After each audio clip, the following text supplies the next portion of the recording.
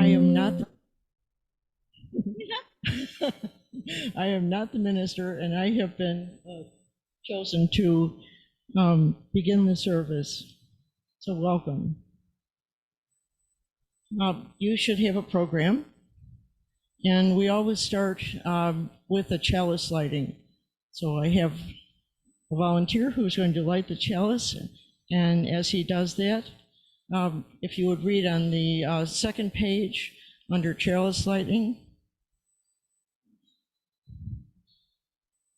May the light we now kindle inspire us to use our powers to heal and not to harm, to help and not to hinder, to bless and not to curse, to serve you, Spirit of freedom.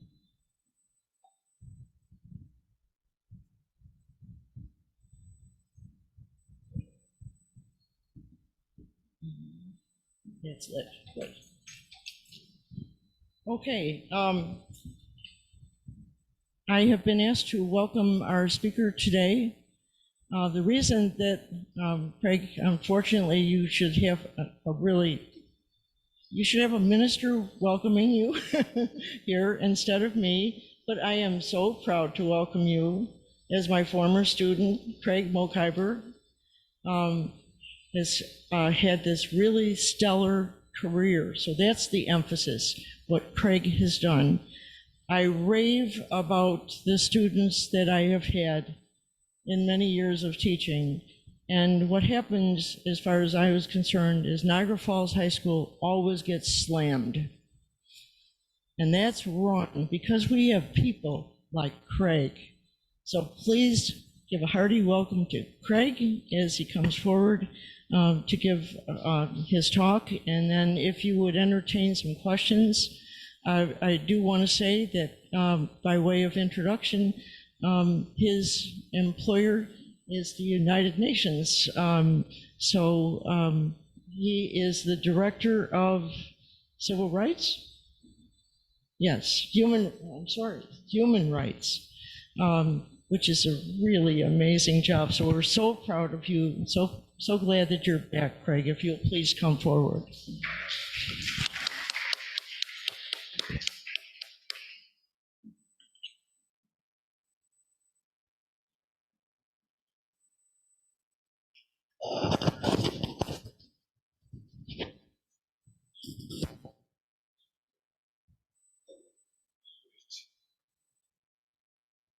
Technology. Nice to know there are people online as well, but so great to be back with this congregation, always so thoughtful and so warm. Such a pleasure to be here, and I agree with you. This is where we get our start, and it's our teachers to whom we owe everything that we achieve thereafter. I think that's absolutely the truth. I guess the organizers of today's discussion went back and forth a few times on what we would talk about today. We spoke a bit about issues of war crimes so much in the news, but obviously the other issue that's been very much in the news and has seized the attention of so many of us has been this issue of immigration and the response to migrants coming to our communities in record numbers, apparently. And of course, as we meet today, we know that there is again talk of a so-called migrant or migration crisis. Politicians and the media are using, the usual superlatives and panic-inducing language to tell us what a great crisis this really is. But the question is, must it really be this way? I see that we're having some hearing issues. I can hear myself quite loudly. Is it okay? Move it closer. Okay. How is it now? It is? How's that? Yeah, okay. We're getting nods of resignation. That's the best the technology will do. I'll try to speak up. So absolutely, I have very fond memories of growing up here, my experience in the schools in Niagara Falls, but in the communities as well, because Niagara Falls, when I was growing up here, was very much a migrant mosaic, right? We had communities of German and Irish and Polish and Italian and Lebanese and Armenian and so many others alongside the long-standing African-American community and the original inhabitants from the Native American community here. And by the post-war years, this was not questioned. in Niagara Falls. It's just who we were. A city of immigrants in a nation of immigrants. Or you could consider New York City, where I've been living for the past 7 years. New York City has 3 million foreign-born migrants out of a total of just 8.4 million. That's 35% of the population in New York, and nobody questions that because it works. Indeed, New York City has flourished in large measure because of its migrant population. So when you look at these examples that we have experienced here and that others around the country have experienced, you can think that maybe the country has taken seriously the words at the base of the Statue of Liberty. Keep ancient lands, your storied pomp, cries she with silent lips. Give me your tired, your poor, your huddled masses yearning to breathe free. The wretched refuse of your teeming shore. Send these, the homeless, tempest-tossed to me. I lift my lamp beside the golden door. But Emma Lazarus was not a legislator. She was a poet. And the history of immigration law and policy in this country has been anything but welcoming to many of the homeless and tempest-tossed, as we're seeing again today from the borders of Texas to even the streets of New York City. In fact, the history of immigration law has also been a history of racist and xenophobic exclusion. The original 1790 Naturalization Act in this country excluded all non-white people entirely from the ability to naturalize. According to the law, every applicant had to be, quote, a free white person. And starting in 1875, a series of further racist restrictions on immigration were enacted. They included bans on Asian immigrants, first limiting Chinese migration and later banning immigration from most other Asian countries. In the years that followed, we would see a continuous pattern of race-based restrictions, prioritizing white European migrants while excluding others, especially Black, brown, or Muslim immigrants. Remember the denial of asylum to Haitians in the 1970s. Or in recent years, Donald Trump's so-called Muslim ban, and today's xenophobic hysteria directed to Latino migrants crossing the southern border. But perhaps even more telling is the country's open-armed welcome of tens of thousands of Ukrainian refugees with none of the usual lamentations about crime and terrorism and drugs or economic burdens. White Christian Europeans have received a different welcome, the welcome that they should receive, but that we should be extending to all people in need. There is a better way, and it starts with a recognition of the undeniable fact that all migrants, regardless of their status, wherever they find themselves, however they got there, are human beings with human rights. This is the core of the so-called human rights approach to migration. And it would change everything. A commitment to drawing a principled line, a line between abusive, chaotic, and ultimately failed approaches to migration of the past, and a new human rights-based vision for the safe, orderly, and regular movement of people. A line between myth and fear and distortion and prejudice on the one side, and facts and evidence and our human rights values on the other. And a line between those who would confront migrants with walls and barbed wire and pushbacks, and an enlightened community that instead embraces international cooperation, expanded pathways for safe and legal migration, human security, and human dignity. In drawing this line, we chart a course away from a failed paradigm of migration policy that in recent years has left migrants to drown at sea or die in the desert. Destabilized governments, fed self-destructive securitization, wasted public resources, and violated the human rights of millions of migrants. We've seen an almost entirely lawless response by states responding to a perceived migration crisis in recent years. And we've seen the veneer of the international law of human rights stripped away by governments in deference to base politics, marked by this zeitgeist of racism and xenophobia, isolationism, prejudice, and fear. In its place, we've seen asserted the four sins or the four S's of securitization, not human security, but securitization using criminalization and militarization to respond to migration challenges, which are social challenges. The assertion of sovereignty in an archaic, old-fashioned way that views sovereignty as a wall around a country rather than responsibility toward human beings. under our charge. Or selectivity, where, as in the case with the Ukraine and others, we say these folks are okay to come in, but those folks equally worthy, equally suffering, are not allowed to come in. Or slander, the other S, which is the use of myths and distortions about migrants that have nothing to do with the facts or the data or the evidence that we have in front of us. Most of all, we have seen the ubiquitous wall, both the literal wall, concrete and razor wire, these monstrosities that are built at our southern border, but also in places around the world in an effort to keep people from moving, but also the metaphorical or the technical wall, where steps have been taken to reduce legal pathways for entry in a kind of administrative wall. I think most importantly, the psychological wall that rests in our own minds, stood up by racism, classism, and Islamophobia, xenophobia, lots of other phobias. It's a difficult moment for migrants and host communities alike right now.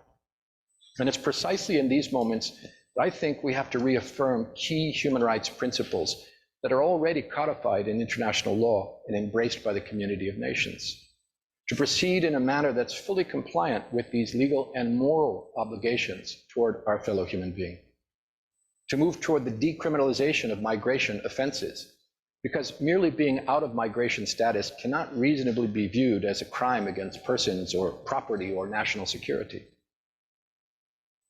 That detention must no longer be seen as an ordinary and regular tool of migration governance, but rather used only as an extreme measure of last resort with specific procedural safeguards, due process in every case, expanded alternatives to detention, and an end to child detention, which has become all too common.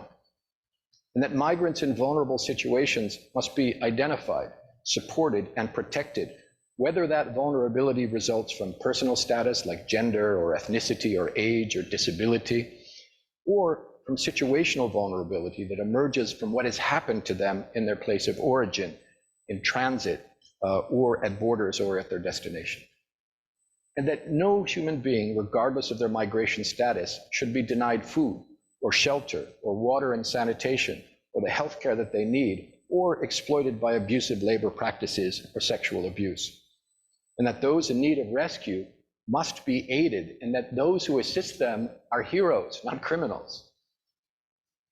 And that any involuntary returns must only occur after individual human rights-based assessments, respecting the prohibition of collective expulsions and the principle of non-refoulement. Non-refoulement, a legal term that refers to a prohibition in international law against sending people back to a place where they will be persecuted. And that voluntary returns must be based on free, prior, and informed consent. That all migrants are entitled under international law to due process in considering their claims, including individual assessments, human rights-based screenings, legal assistance, and proportionality in the disposition of their cases. And that xenophobia and all forms of discrimination and hate speech against migrants is an affront to our universal values and a scourge that we must also combat. Now, in drawing this line, we come down on the side of dignity, on the side of humanity, and on the side of human rights. But make no mistake, this struggle has two sides. 75 years after the adoption of the Universal Declaration of Human Rights, we have to choose to be on the right side of history, on the side of humanity, and on the side of human rights. And I want to propose that in our quest for solutions today, we join our voices in rejecting the all too common and all too destructive building blocks of migration policy in countries around the world. Migration policy is often constructed around public prejudice, fear, walls in prisons, stereotypes, and chauvinistic politics of us and them. Instead, good policy is based upon two basic pillars. The first is our values, as codified in human rights law, refugee law, the law of the sea, and in the communities in which we live. The second is evidence and facts and data and the reality of the world in which we live, not our fears and prejudices, but what the facts actually tell us. Won't be easy because today the field of migration is full of faulty assumptions, and they're all too often embraced as common wisdom by the media and in public discussions. One such assumption is that if the walls are built high enough, or the sea crossings are made difficult enough, or enough smugglers are locked away or put out of business, that migrants will stop trying to move. It's just not true. Another is the assumption that rescue at sea or in the desert constitutes a pull factor for irregular migration, that it encourages people to come, and that if we stop rescuing people and let them die, then migrants will stop taking to the seas and the deserts. We know that they will not. Still another is that the push factors of migration, whether deprivation or repression or discrimination, conflict, that these are just accidents of fortune, accidents of nature, and not the business of the United States, for example. But we must look at our own sins that are driving people to flee from the south of the United States to try to cross our southern border and to flee from other areas of the world as a result of our own policies and our own actions. We have to look those things directly in the face and remedy them. Neither in knee-jerk resort to solutions centered on enforcement measures should we accept the false assumption that migrants are terrorists or security threats or criminals, or for that matter, that all smugglers are organized criminals. Many of them are not. Or the faulty assumption that there currently exist enough regular channels for law-abiding migrants to be able to take up jobs or reunite with their families in an orderly queue. These do not exist. There are not enough legal channels for entry.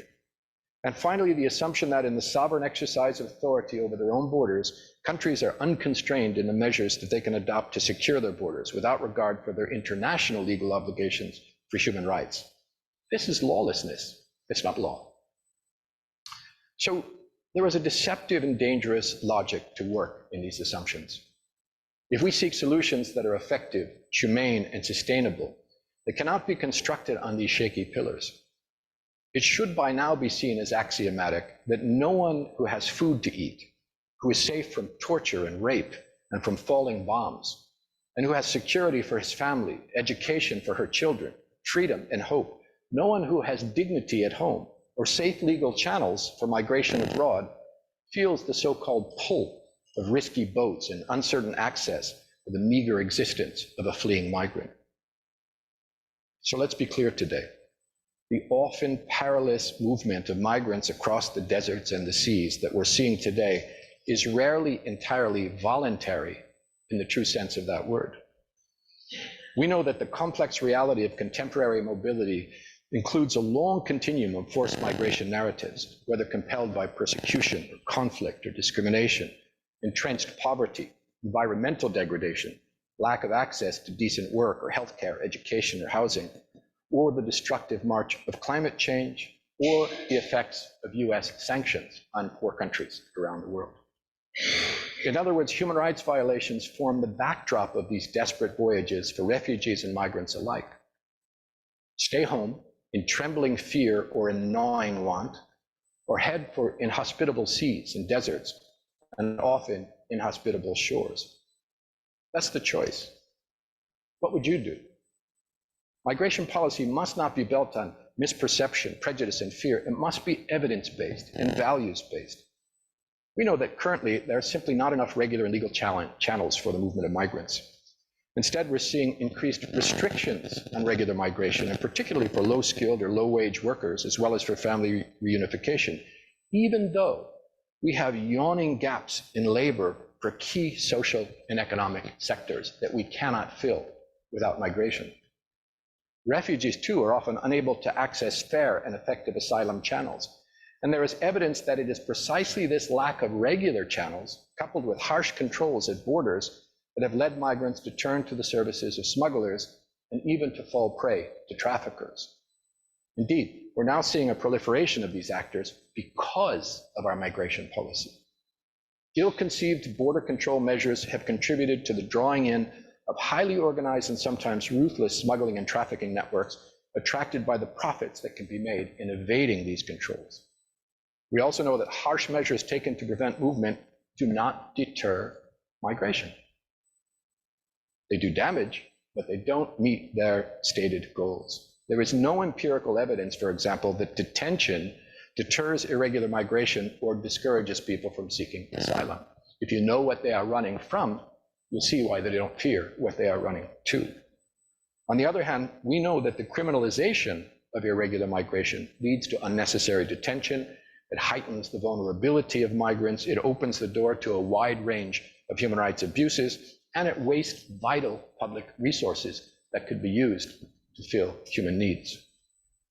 Evidence shows that most migrants do not represent a security threat to the nation.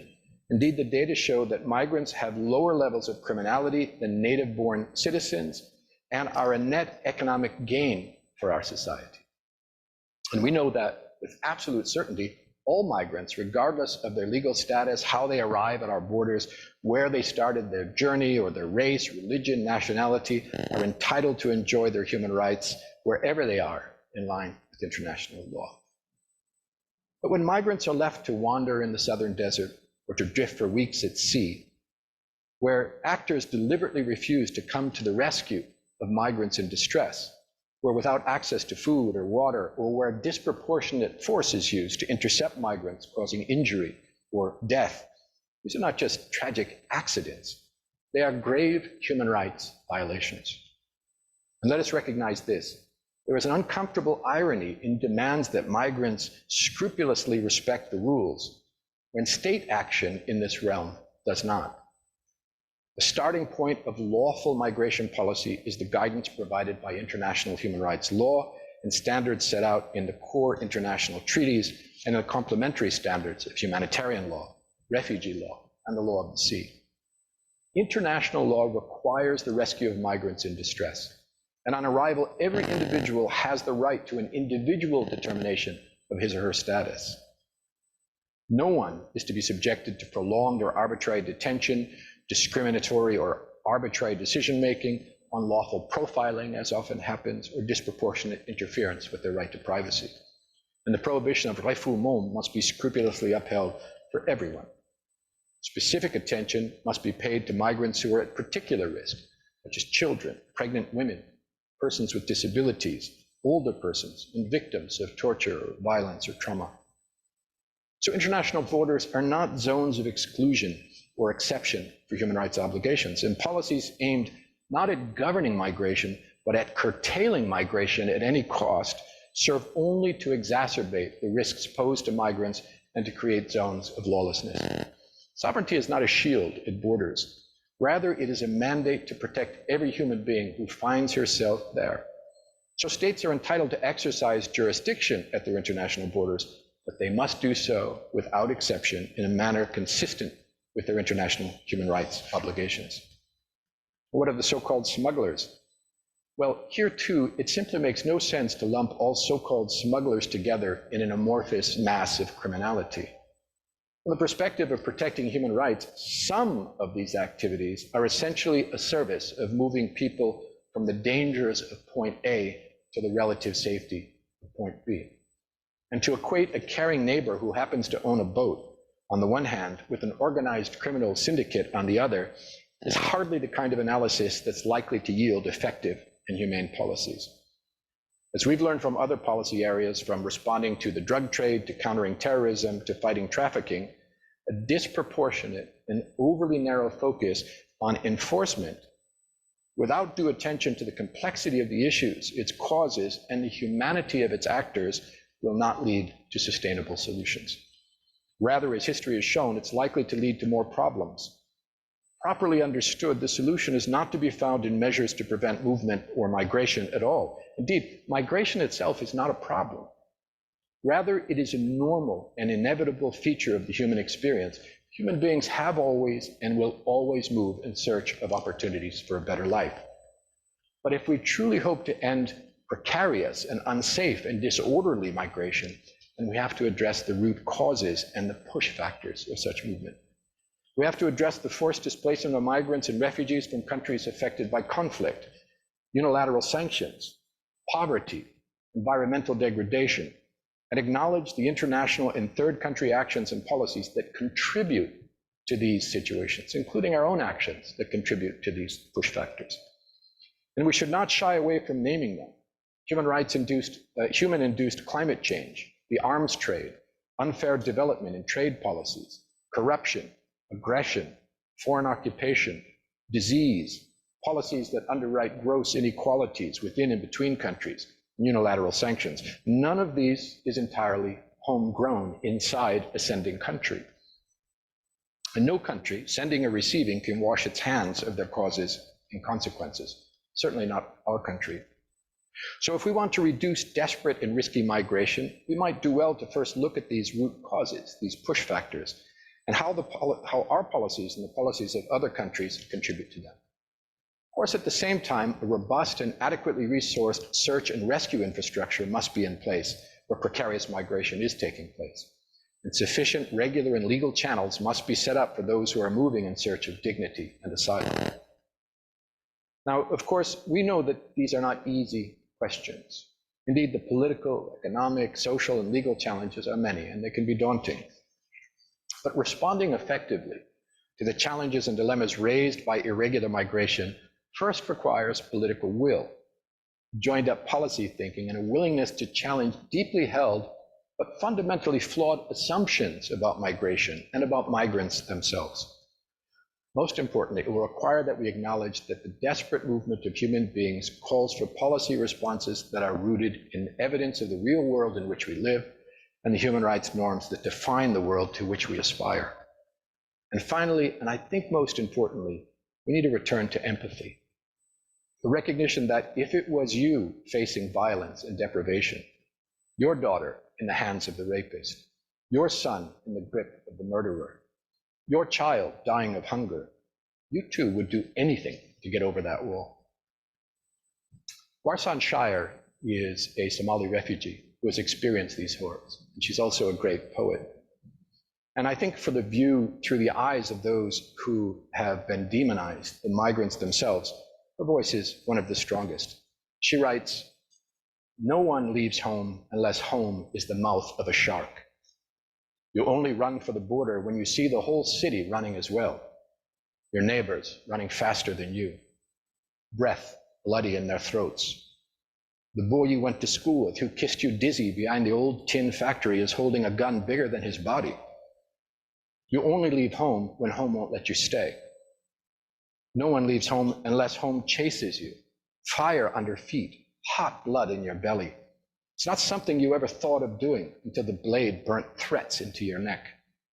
And even then you carried the anthem under your breath, only tearing up your passport in an airport toilet, sobbing as each mouthful of paper made it clear that you wouldn't be going back.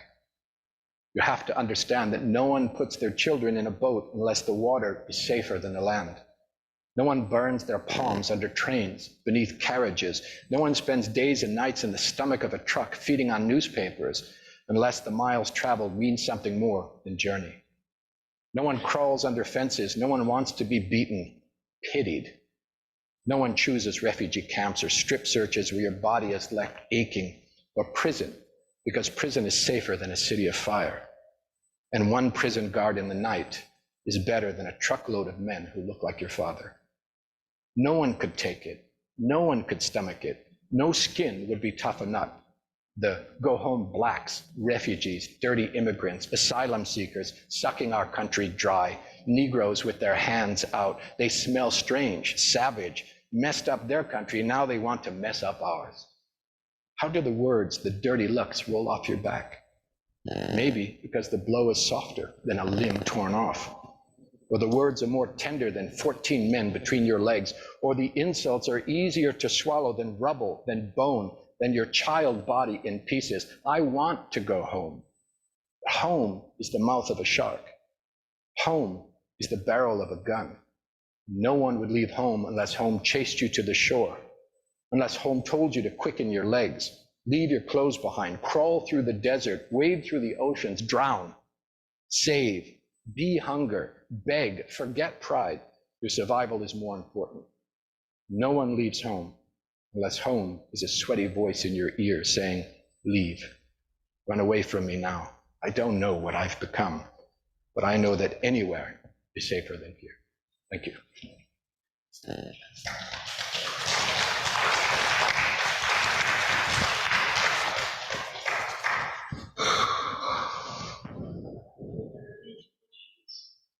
Happily.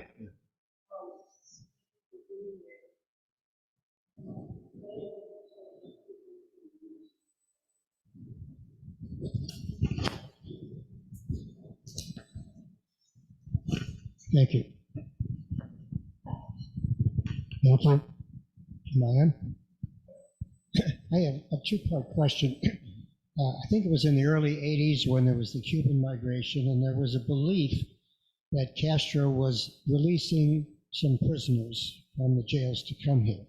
Now, in fact, was that true? And number two, is the UN aware of any South American or Latin American countries that are doing the same practice? To the second question, no. I haven't seen any evidence that this is happening today. There were questions during the flow of Cuban migration that you referred to, but I think the real question is, what do you do about it? You know, the problem is the response of some countries is to deal with migrant flows as a whole, and to say that all of those people coming from there are worthy or not worthy, either because we support their government, so we don't have to declare that it's an oppressive government, or as I say, xenophobic and sometimes even racist incidents in our past. What should really be happening, as the UN requires, as international law requires, is individual determinations, individual screenings, individual processes, right? So you deal with each human being as a human being. You have processes in place, which, by the way, the United States has had these processes in place, and as have other countries around the world. It's not an impossibility to actually give individual screenings, and it is an obligation to do so. So maybe some of those people are criminals, right? But you don't paint them with a broad brush. You do individual determinations, individual screening processes in order to make sure we are not excluding an entire population because of a reality or a rumor that they are principally criminals, for example. And we've seen this used as a tool to gin up xenophobia and fear against migrants. Heard quotes from politicians. They're bringing drugs, they're bringing crime, all these sorts of things. This is not something limited to US policy discussions. This is universal. It happens in countries all around the world. And we know it's just not true. Of course, like any group of human beings, there are going to be some good ones and some bad ones. But the data show very clearly that criminality amongst migrants that come to this country is much lower than native-born citizens. So that's not a blanket problem, that's an individual problem. That's why screenings are so important. Screenings are important to identify the vulnerability of the individual, to hear if they have an asylum claim, to see what considerations need to be on the table when you're determining whether or not to admit them or to allow them to stay. But also for security reasons, absolutely. You can't do that if you simply say all of those people, as the US did with the Haitians, for example, are unworthy, right?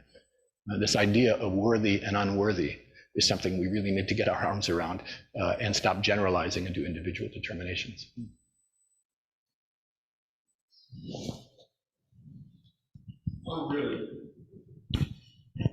I'm really troubled with the development just in the last couple of days with the Israelis being attacked. I think this is just a powder keg that could easily ignite a World War III. Am I right to be so concerned? Do you have any way that this can be prevented? I think you are right to be concerned. I think it is a powder keg. It's a powder keg that has been built going back more than my lifetime, and it has reached a very critical moment. The cries of the Palestinians over the last 70 years to be relieved from systematic discrimination, oppression, torture, arbitrary arrest and detention, denial of economic and social rights, collective punishment, mass detention, institutionalized racial discrimination. This is not something that is going to lead to peace. This is something that is going to lead to increasing tensions. And the failure of this country, of the international community, of the United Nations, to respond effectively to the plight of the Palestinians decade after decade after decade has only fed possibility for greater conflict. And if you look at the situation of the Palestinians and the efforts they have made to deal with their oppression peacefully, by bringing court cases, by doing boycotts, peaceful divestment movements, by demonstrating, by using their diplomats to go around the world to try to negotiate solutions, bringing cases in international tribunals, they have been refused, over and over and over again the opportunity to use those peaceful means, and some have turned to armed force. They've said, okay, if they can shoot at us, we can shoot at them. And I think we've seen a real change today that we haven't seen since before the Oslo process, where some of the armed groups in Palestine have said, that's it. The only way now is to engage in direct military conflict. This could really be a turning point, a horrific turning point in the situation, and nothing there will be contained only in that immediate region. And we need to start moving toward looking, as we have with the migration discussion, looking at root causes: foreign occupation, settlement construction, apartheid. You know, the international community, every major international human rights organization, the United Nations, Israeli human rights organizations, Palestinian human rights organizations, lawyers, commissions have found that Israel has a system of apartheid. And we know from the situation in South Africa that apartheid requires solidarity beyond the borders, working with Israelis and Palestinians who believe in racial equality, who believe in equality across the board, that the land has to be there equally for Christians, Muslims, Jews, and non-believers. That's where the solution lies. But we are very far away from that, and I fear that because we are far away from that, and because the policy of our own government has contributed to this, and the United Nations has been wholly ineffective in remedying it, that we're going to see more and more conflict, which is likely to head us down a very deadly path.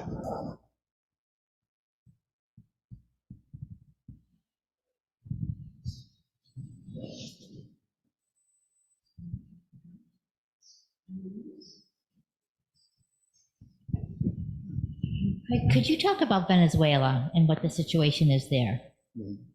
Well, of course, one of the largest numbers of migrants coming to the US are actually migrants from Venezuela. Venezuela has suffered from a convergence of a number of factors that have made life there quite difficult.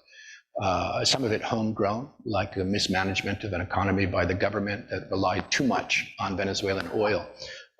And when fluctuations in the market went in the wrong direction for them, that they suffered economic difficulties. But not all of their problems. They've suffered, as many countries in the region have, from the effects of climate change. There's been a fair amount of political unrest in the country, I have to say, contributed to by our own government. There's been a lot of economic suffering in the country, directly contributed to by our own government, which has imposed unilateral sanctions on the country, is effectively having starvation impact on people there. This convergence of factor has led to failures in governance in the country, a collapsing economy, a lot of desperation, increasing levels of violence, political divisions that have forced people to leave home and to make their way north, through Mexico to try to make their way into the United States. Our response to the situation of the Venezuelan people, both in terms of the root causes and in terms of receiving those who are then compelled to flee here, has been terrible. We have not changed our policies. We have not eased up the economic warfare that we have directed to the country. Our climate policies are unchanged. Our interventions in their political affairs has been very direct, supporting effectively a coup regime in the country that ultimately failed but created more political divisions. And then when they flee the results of that, we've effectively turned them away or told them to remain in Mexico. Mexico is not a safe and dignified place for migrants and refugees to remain. That policy that was introduced by the Trump administration has been continued by the Biden administration. Largely, I believe, for political reasons, because there's a lot of hysteria in the country right now about migrants entering at the southern border, and a desire on the part of a lot of our fellow citizens to be tough, to build the wall, to force people out, and so on. But if you look at that through the eyes of a Venezuelan who is fleeing very difficult circumstances, it's hardly humane, and I don't think it's particularly effective. So again, root causes. And our contribution to them are at the center of our concerns about migration, and Venezuela is a perfect example of that. It seems that Americans have no awareness of how we've contributed to it.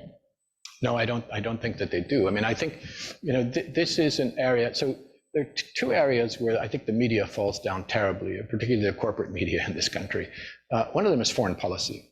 I think most Americans are not afforded an opportunity to understand what's done in their name around the world. And the other is migration policy. And you know, that effective blackout, I think, prevents us from having the solutions we need, because people then mobilize in the wrong direction. I mean, the voices against migration in this country right now have completely drowned out pro-migrant voices in the country. And it's not surprising. You know, if you believe everything that you see, or the narrative that's given to us by the corporate media across the spectrum, from Fox News to, you know, CBS, NBC, ABC, CNN, I would be scared too. But it doesn't hold up to the test of facts, reason, and evidence and data. The fears that they are trying to feed. You know, I've been in New York City for the last 7 years, and as I said in my remarks, you know, New York City is an example of what can be built with an embrace of migration. It's a city of migrants. As I say, 35% of New York City residents are foreign-born migrants, and there was never any sort of I shouldn't say never. You go back to the late 19th and early 20th century, there were real resistance to migration, but in the post-war years, not at all. As an embrace of that, that's what we are. But little by little, we see this kind of xenophobic, hysterical reaction creeping even into New York City, where there was a migrant shelter. Now, this is a shelter to house migrants who have not criminals, not terrorists, not sexual predators, not just people, families. Being put up in Staten Island, one of the boroughs of New York, and the people mobilized to attack it as if they were being threatened, and to attack the migrants as if they were somehow being threatened. And there's no logic in that. What are you afraid of? That there are some people living next door? You already had people living next door. It's New York City. We're shoulder to shoulder. So what is it that you fear? It's that they are migrants. And there's no fear in that. You know, that's not a rational fear. It's something that was made up and fed to you by the media. So I fear this is this media response to the so-called migration. There is no migration crisis.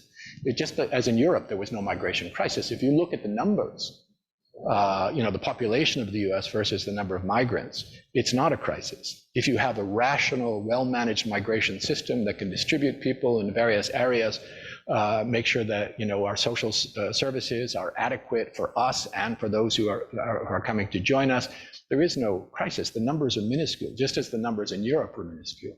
But that's not a logical response. You know, there are countries in Eastern Europe who are in population decline, who have rapidly aging populations, who don't have replacement birth rates, who don't have enough young labor-age people to maintain their economy, let alone to take care of the aging population, and they have the hardest anti-immigration policies on the planet. So they're committing suicide by xenophobia.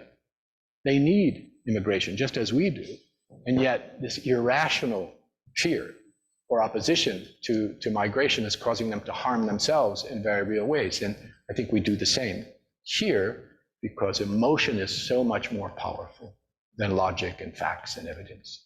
We have to find a way, as I said in the closing of my remarks, to return to empathy, to build empathy and understanding as another emotional response rather than the darker side of our emotions.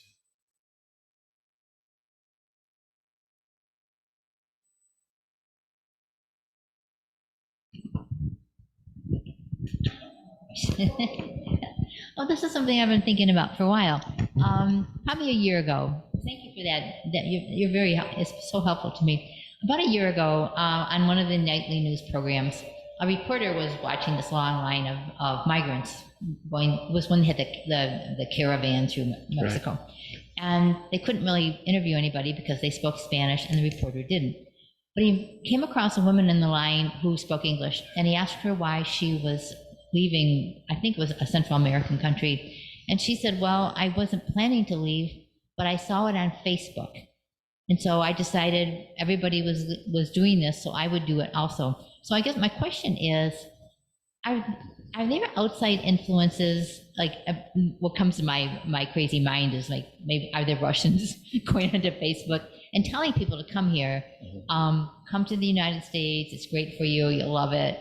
Are there And then, of course, they get here and they run into our horrible border issues. Are there outside influences pushing people to do this? You know, I'm very suspicious of selective interviewing by media personalities because I've seen this before in all directions as well. You know, what gets broadcast are the sort of shocking responses, those things that make you say, what's that all about? That is not the general trend by any means. We know the situation in the countries from which these people are leaving. We know what it is they're fleeing. I mean, if you are living in Honduras or Guatemala and incredible levels of violence that are happening there, or the deprivation in Venezuela, the fact that somebody saw it on Facebook, they're not going to go through that journey because they saw it on Facebook, because it's a rough journey and there are no guarantees.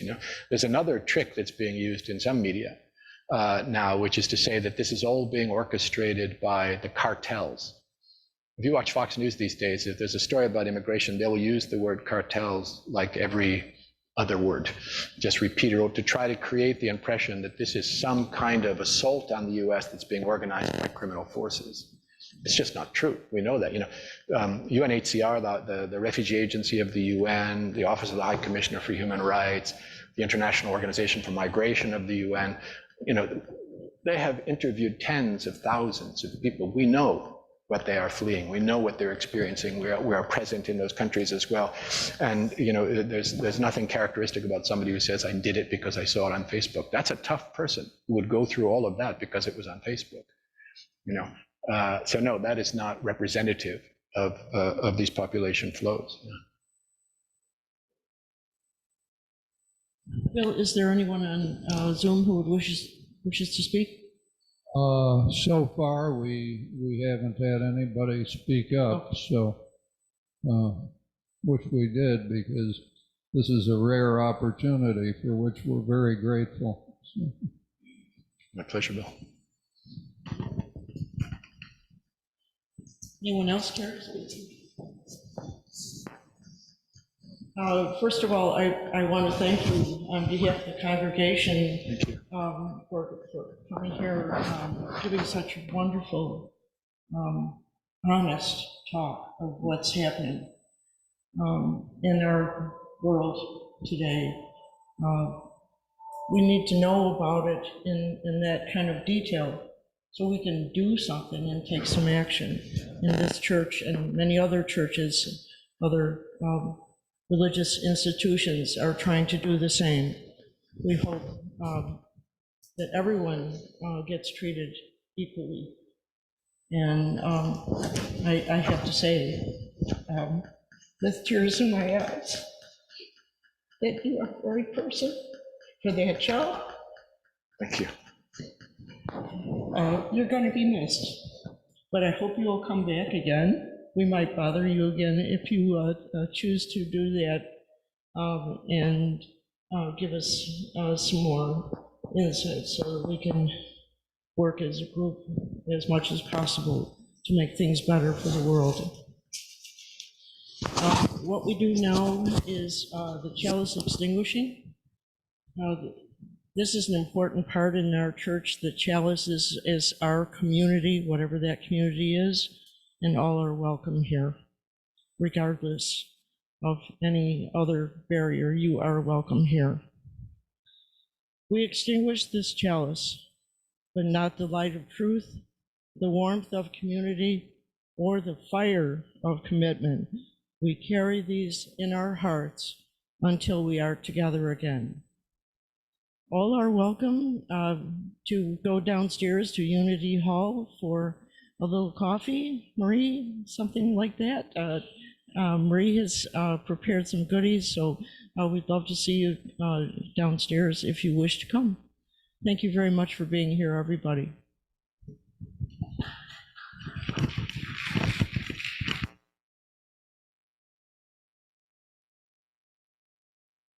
Mm-hmm.